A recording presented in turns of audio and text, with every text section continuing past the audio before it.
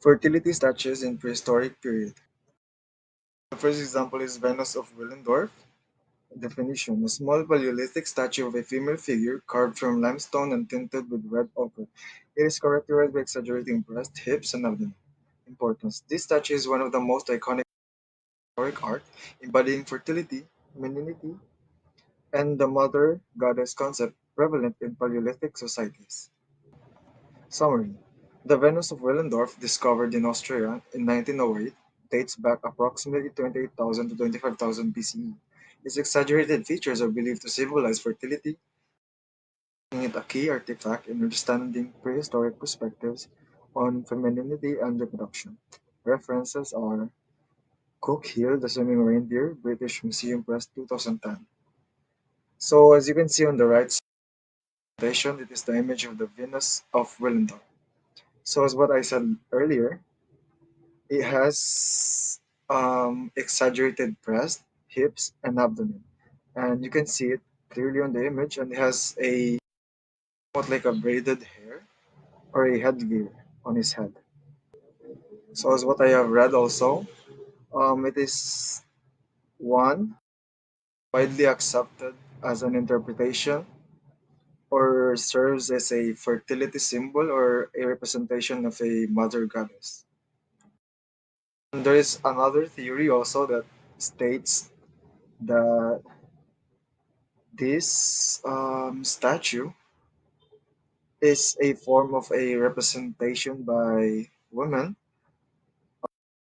possibly, possibly reflecting the way a woman might see her own body.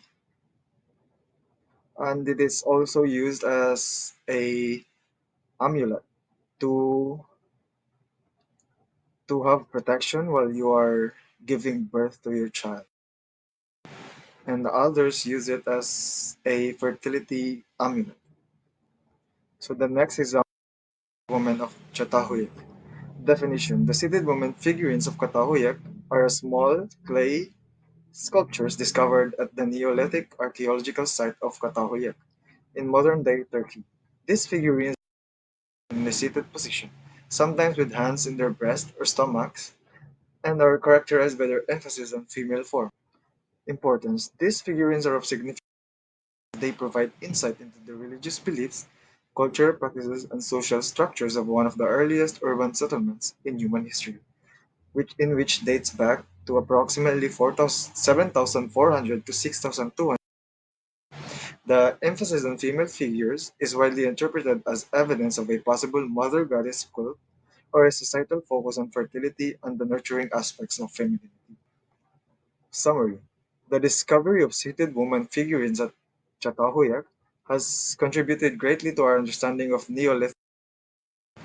The site itself is renowned for its well-preserved architectural remains, wall paintings, and a wealth of artifacts, which together suggest that this early community placed a strong emphasis on fertility and the female form.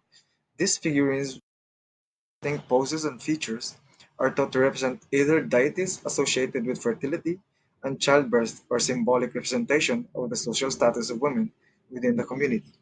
Their role in rituals or daily life, however, remains a subject of debate, reflecting the complexity of interpreting prehistoric cultural artifacts.